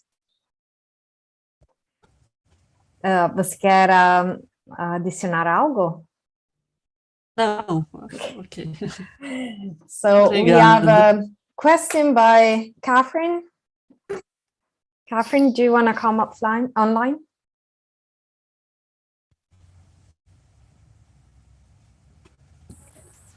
Hello, can you hear me? You can't see my video. So I'm also an anthropologist and I work in Northeast Asia, as I was mentioning yesterday. And I have a few things I want to say. So in Buryat and Altaic cultures, oh, there it is. It's very common for cameras to stop during rituals or any kind of recording devices to completely stop. So I was wondering if that has happened to anyone. It has happened to me once. And it was when a bull spirit from a mountain came in, and my camera stopped at that moment. And then I thought, okay, I will try to turn it on again. And if it turns on, then okay. And it didn't turn on again. And we had permission to shoot at that place. I also did an ethnographic film, which is very simple. I was studying a dance called Yochar, a Mongolian Buryat dance. And they dance, every 4 years they go and dance around a mountain. The dance is dance around a mountain. It's a joined dance, hands are joined. And I just went outside the circle and followed the people around the mountain a full time. And at the end I came in. I just had like a couple of screens at the beginning to show what it was. But I mean, it ended up being quite long, 30 to 45 minutes, something like that. And so I showed it twice, once at an exhibition for arts and humanities and health and medicine at the University of Alberta. And it was like people could just come in, it was just on a loop, and people could come in and watch for as long as they wanted. So they basically did the editing. And another time I showed it at a conference, and I showed it in its entirety. And I got one comment that, oh, it was very long, but it was like completely what the ritual was. Also, to Sydney's point about altered states of consciousness, there was a very young that was working, well, I was friends with their family in Ulaanbaatar in Mongolia.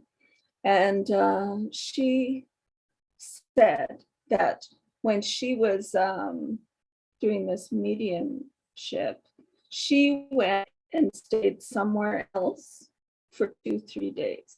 And in that time, all these different spirits in a row came through her body. So that's another state of consciousness that is probably not talked about very much. And so also with that film idea of Yochar, the dance around the mountain, I was also in a way participating because I went around the mountain even though I wasn't doing the dance and wasn't connected. So anyways, the question, comments there, and the question is, has anybody had those kinds of experiences where their cameras or recording devices shut down?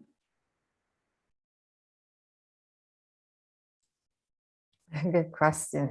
So we're collecting another couple of questions by Vanya's next.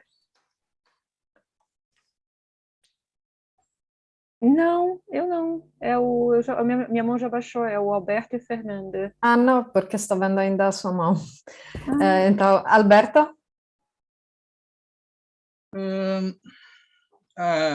I would mention what Sydney talked about before, the skeptical audiences. Thinking about yesterday, I would divide the skeptical audiences between the laziness, the afraid of frontiers, and the available to imagine. And thinking about what Ramon Sarro talked yesterday about to replace anthropology of religion to anthropology of imagination. I think that is very important to have imaginative audiences, to have any fertile ground to work with. So I think that in this sense, both the films I watched from Ana, from Roger, are basically very stimulating to my imagination. They are not closed. They are not saying you have to think about this or about that, about what is going on in the film. Sometimes any a direction or something like that. So I think that the idea of ethnographic film or visual ethnography is very related to stimulate imagination as ethnographic, conventional ethnographic text. And I think also that it is interesting, the Ana's film I watched before, and I didn't realize that it was she that was being held by the beautiful work of those guys. A very interesting, very let's say rich, I think, aesthetically, to put the glass with water on the head and to make a kind of crown for her. It's very, very interesting. So it's good. I want to thank very much both Roger and Ana for the nice opportunity to know their work and to make us to think about at least imagination. Fernando? Thank you. Congratulations, Roger and Ana Stela. I really enjoyed your movies and having the opportunity to listen to you here today. I really didn't do a good job taking my notes here, so everything is a bit confusing. I won't make full elaborate comments, just some loose ideas that came to my mind while I was watching. And one of them is related to Ana Stela's halfway through that last ritual you showed us, the guy was laying down and they were covering his body with a blanket or with some, I think it was a blanket, I don't remember. And at some point after that, he mentions La Sangre de Simón Bolívar, that he was healing, that he was curing by the sangre, the blood of Simón Bolívar. And then that struck me, and I was just wondering, what thoughts do you have about that? About that made me remember of Michael Tosik's work, and also what do you think about the connection between politics and ritual in Latin America, or I don't know, given that you have this experience that is Brazil, but also Cuba, and I don't know. This is a first question. You also asked that at some point, like a very instigating comment. You said that subjects, if I'm not wrong, if I didn't misunderstand, you were saying that subjects appear at the moment of editing. Roger also commented on that a few minutes ago, and that is a very instigating question. And at the same time, you said, what do we choose when we are there, right? So this is, I'm not a specialist in visual ethnography, but I feel that these are two very important questions to this seminar today. And that made me think that the subject, whatever subject is emerging when you are filming, be it an ethnographer or interlocutor or filmmaker or just the person who is there making questions, I don't know, whatever subject emerges when you are choosing scenes, when you are choosing things to ask, that is not a fixed or a defined subject. And so it keeps changing throughout the process of filming. And also, in the end, that is the same subject or a different subject who is going to appear at the moment of editing. And also there are the other subjects who are emerging when you are editing, which are your interlocutors. So I was just thinking maybe you can elaborate a little bit more about this idea of filming and emerging subjects as you film, as you go. And a last comment to Roger. It's really very, oh no, before that, Ana Stela, I'm sure you know Santo Forte here in, I don't remember if it has a name in English. Mighty Spirit, I think it's something like that. And so one of your interlocutors just said that he's a esclavo de la religión, right? And that made me remember of one of Coutinho's interlocutor in that Santo Forte, where he says, I am Catholic, but Umbanda is my profession. So religion, in a certain way, is put in this place where you have to do it because you have this call, but not, I mean, you have to do it. And I know these are different contexts, but like being esclavo de la religión, and also you have Umbanda or Spiritism as a job. So I don't know, maybe you feel instigated to share some thoughts about that.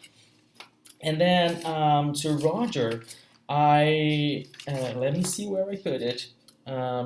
There is this moment in the scenes that you shared with us that you are talking to him and to the therapist or healer, and then you ask, but this has nothing to do with brujeria, and he says, no, this is esto no es brujeria, and then he says, tú no me engañas, or esto no me engaña, something like that. This doesn't lie, sorry, referring to that technique, that particular technique he's applying.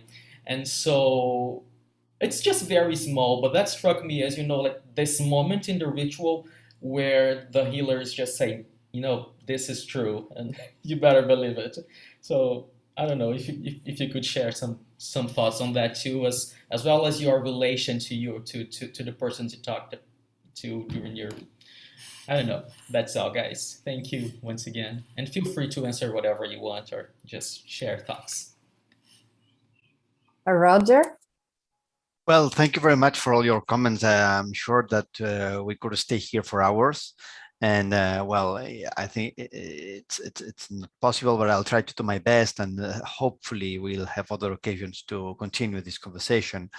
First of all, regarding Catherine's question about the batteries going down and problems like this, there are many stories and anecdotes circulating within the cult of Maria Leonza, and I have also conducted fieldwork in Puerto Rico and in Barcelona, and there's a lot of stories about filmmakers, anthropologists, or even believers themselves who try to use technologic devices and that found the problems such as the battery go down, or the DV got erased, or the memory card erased, and it is because, there's a lot of stories like this, or cameras that broke unexpectedly.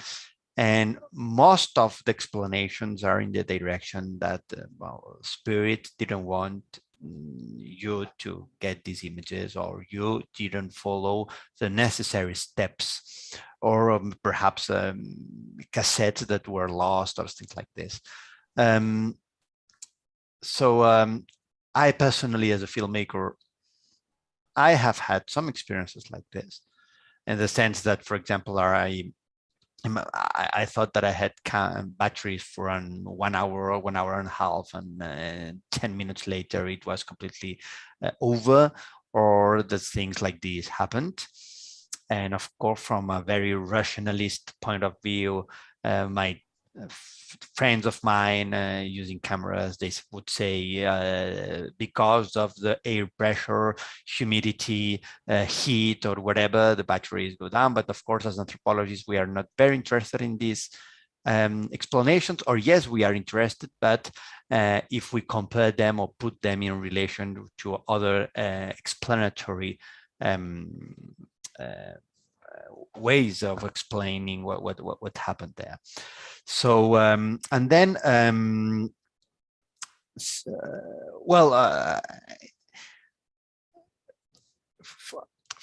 in order to prevent these things to happen, you have to follow a lot of ritual procedures, as I showed in my film. No? For example, the camera had to be purified as well with the smoke. They tried once to purify it with rum, but it's a liquid, so it's very dangerous. So we have to negotiate the way to see how to perform things. And I think that this negotiation, something that I always try to tell to my students, forms part of the ritual, forms part of the research, and forms part of the film itself, in the sense that in this context, when you are an anthropologist, it's not like when you are making advertising. You can't film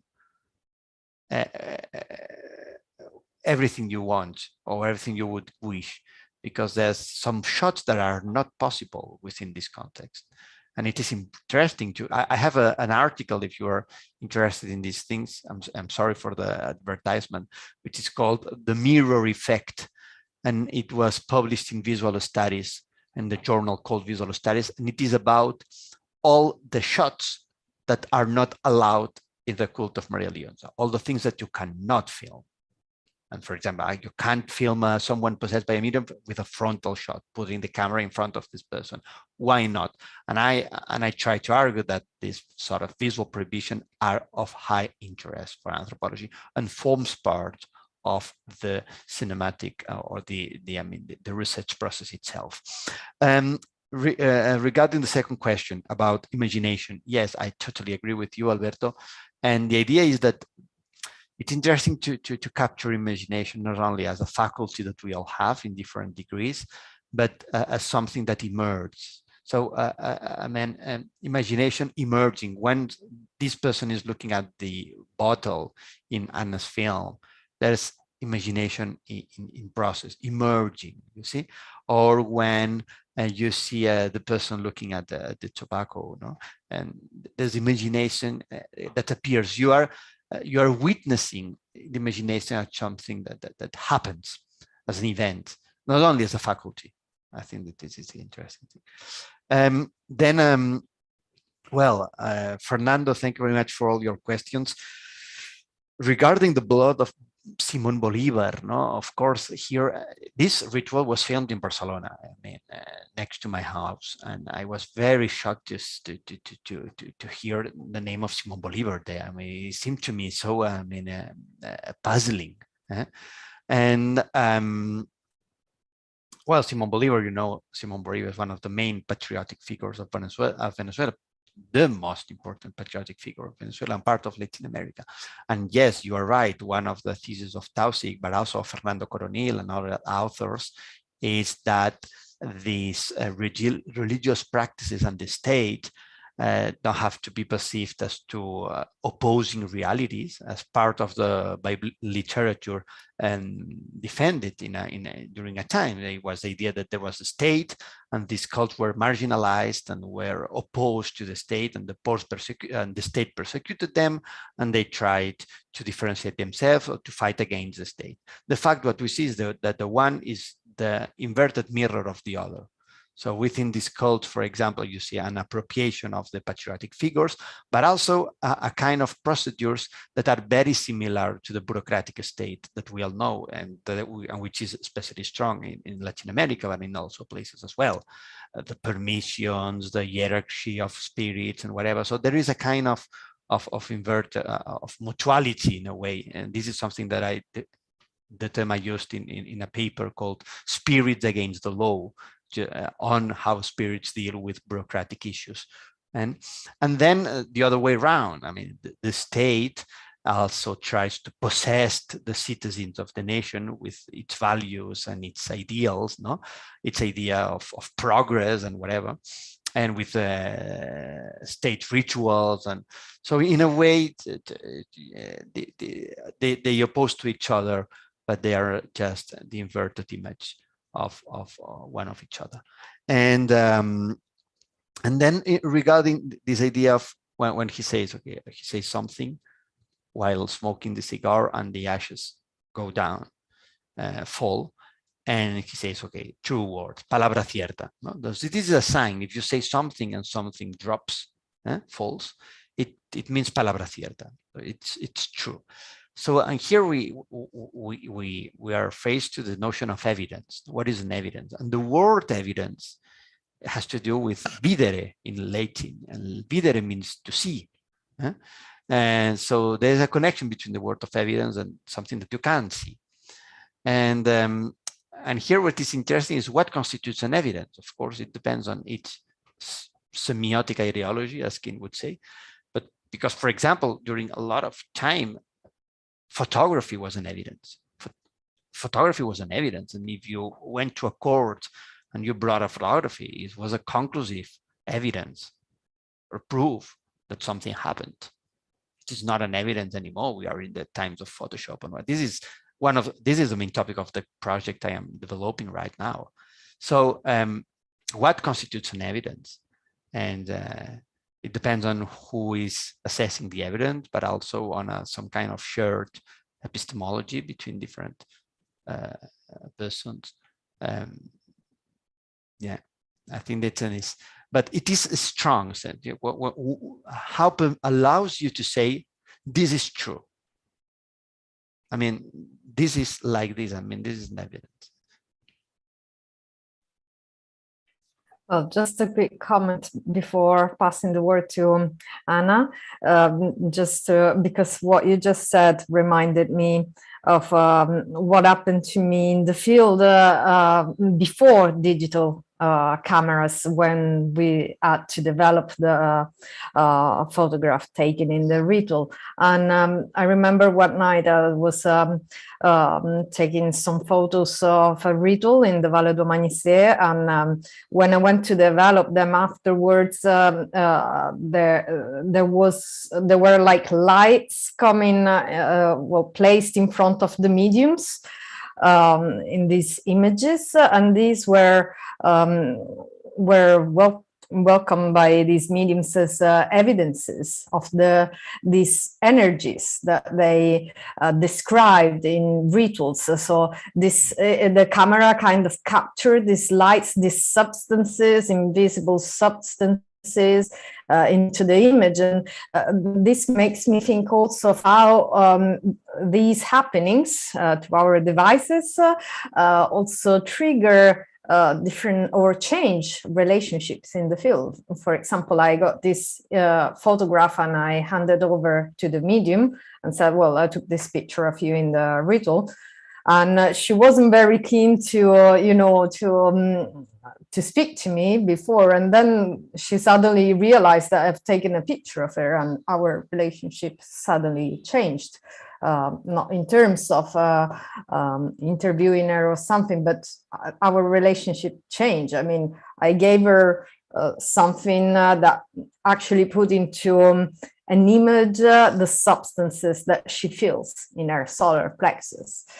So we discussed this a little bit, but this was just a comment. What happened before digital photography in our developing our photographs. Ana, do you want to answer the questions?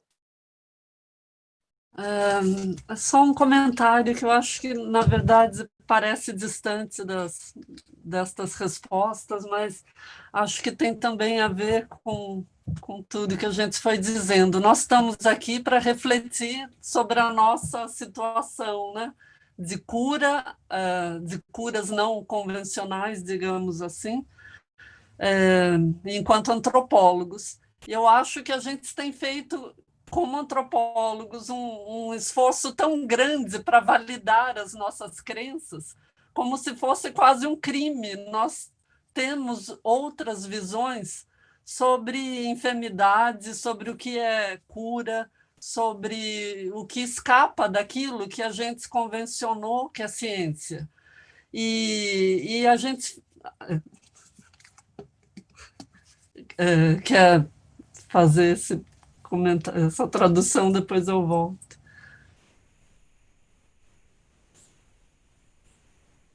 Quer fazer pausa, Emily?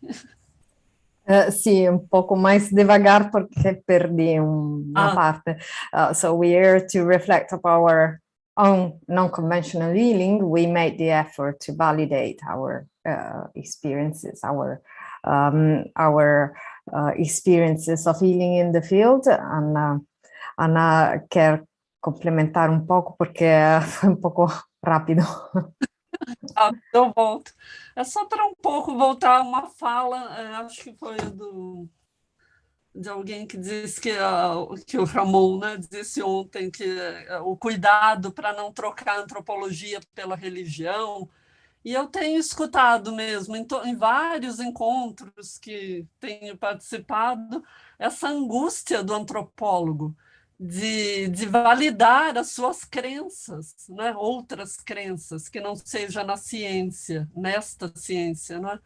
Eu acho que a gente deveria se libertar um pouco dessa culpa, de achar que é científico ou não é científico, se quebra o aparelho ou não. Para mim, isso é tão bem resolvido hoje, né? Claro que eu já passei também por essa angústia, mas eu acho que quando a gente deixa as coisas acontecerem também de uma maneira mais aberta, para que a gente receba outras ontologias, outras formas de ler o mundo.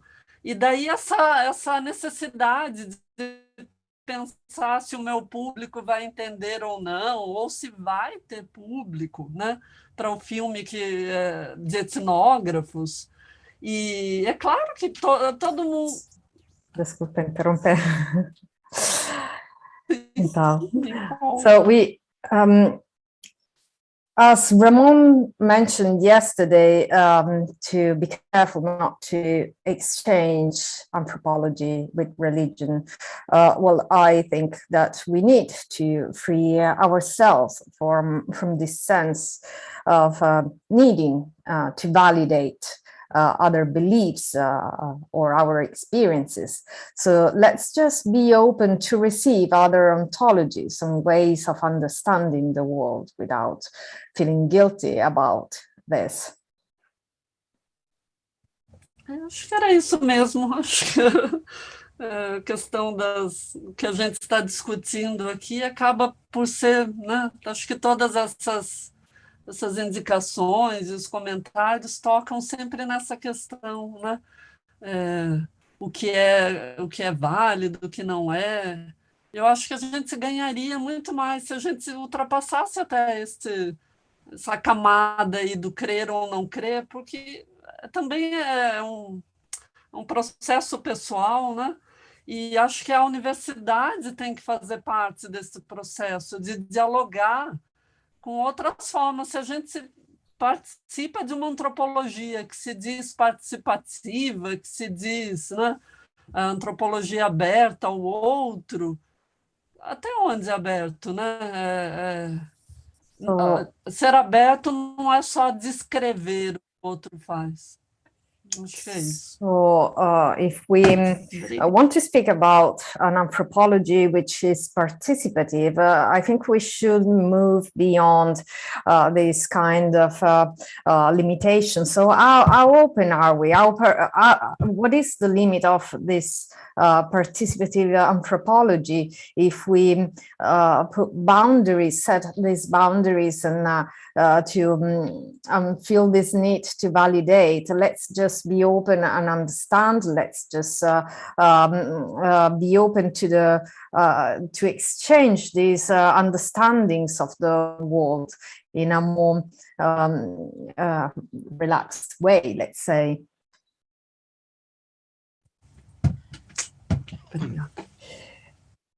Então, Alberto, if you want to add a comment or a question, we are kind of moving towards the conclusion. Just to clear, I mentioned Ramon Sarro, and I already apologize about my rusty English. So I just to clear, Ramon Sarro yesterday, for those who were not here yesterday, he said, replace anthropology of religion to anthropology of imagination.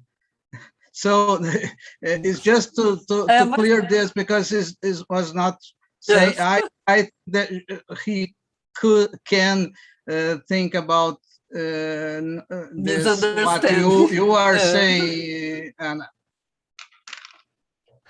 Yes, no problem. It's not it's not for Ramon. I say that he don't think like this, but it's for the generalists. Yes. So I think we need to move towards the conclusion. I don't know if our filmmakers want to add something. My last word is just to thank you and the audience for your attention and for inviting us in this wonderful meeting. And I do sincerely hope that we will have opportunities to pursue this conversation and who knows, to see each other face to face in a not too distant future. Yes, thank you so much. I love it be here. And the co-organizers of this event, do you want to add something? No, I just want to echo this. Thank you. It has been really nice the past 2 days, and sharing the conversations with everybody who could attend and come and share their thoughts and work here. Thank you very much. I just want to say for everyone that we are increasing our list of our agenda for discussion today. I included a little bit more issues to us to develop, to talk about, to discuss. Thank you very much for everyone. So I must say that we're already working with Roger and Ramon to organize the workshop in Oxford, which will take place around May 2022. And it will be a visual ethnography and also with round tables following the same format that we did now in Brazil. I'd like to share with you some of our contacts so you can be updated upon our events. So this is our network address and Twitter. We also have a Facebook page and group. Please feel free to post on our group on Facebook all the events that might be relevant, the publications that may be relevant.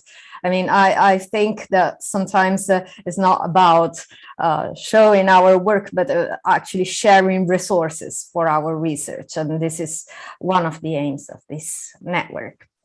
So I'd like to thank you all, thank all the co-organizers of these events, those who have followed us in these 2 days. There are so many themes, so many ideas that we need some time to elaborate and perhaps bring them in to the next workshop. We hope to have this multi-local workshop but still be connected through these platforms, but hopefully from a shared room in a physical sense in one of our universities and meet up personally. Thank you all, and thank you those who followed on YouTube, and goodbye. Bye-bye. Goodbye. Bye.